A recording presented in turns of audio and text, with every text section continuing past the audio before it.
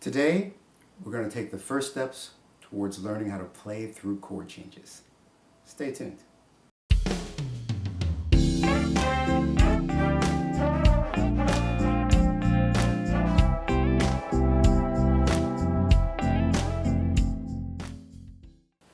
All right, so what is playing through chord changes? Well, simply put, it's creating melody, considering the chords that are being played while the melody is being played, rather than just the key center. So as the chords move, you're going to move along with the chords and help define them with the melody notes that you choose. Now, obviously, this is a huge topic, and we're only going to start at the very basics so that you have a place to start when you're working through this. I'll make some further videos or future videos that explore this topic in much more detail. But for now, we'll keep it simple. First thing we need to do is choose a chord progression. And we're going to choose this one. There'll be a link in the information below the video where you can download this chord progression if you want. It's very gospel-y sort of ideal. It goes from the 1 chord to a dominant 3 to 4 to a fully diminished sharp 4, then 1 6 2 5, 1 4 1 5. And we'll do this in the key of G. We'll do it up around the 12th fret using the G major,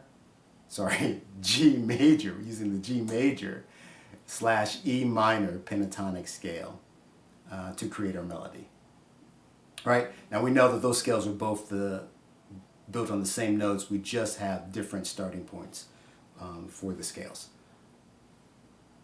All right, so our chords in the key of G are G major, and then B7, and then C major, then C sharp fully diminished, and then we have the 1 6 2 5 section. That's G, 6 will be E minor, 2 will be A minor, and 5 will be D major, and then 1 4 1 5, G C G D.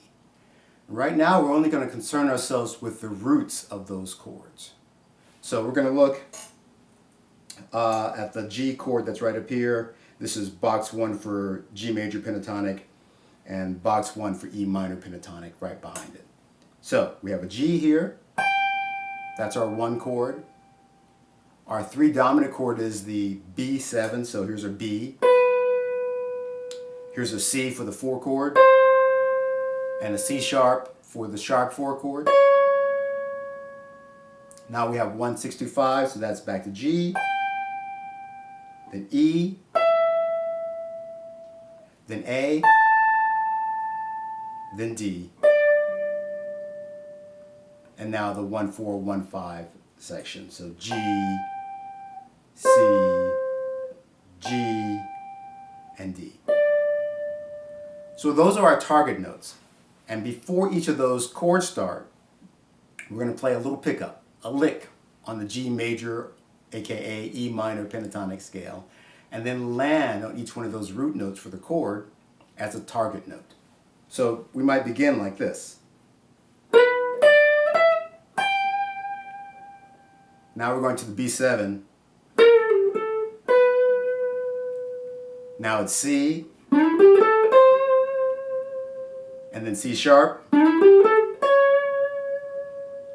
Now we have the 1 6 2 5 section. Back to that G. There's a 6. Now the 2.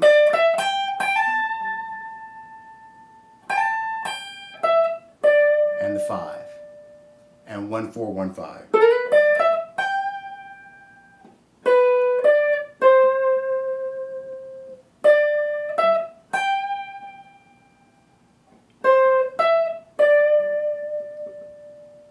Okay, not super musical right now, but you get the idea, right? We're moving toward the chord root for each time a chord changes.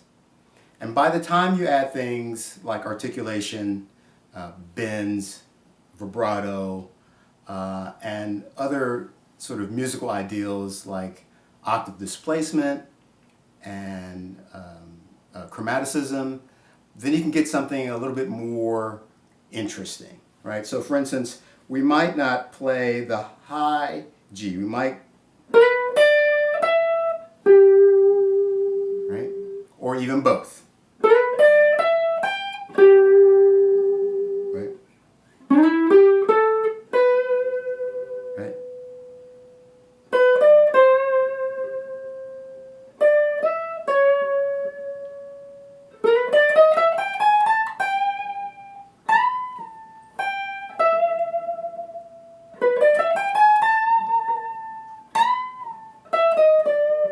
You get the idea.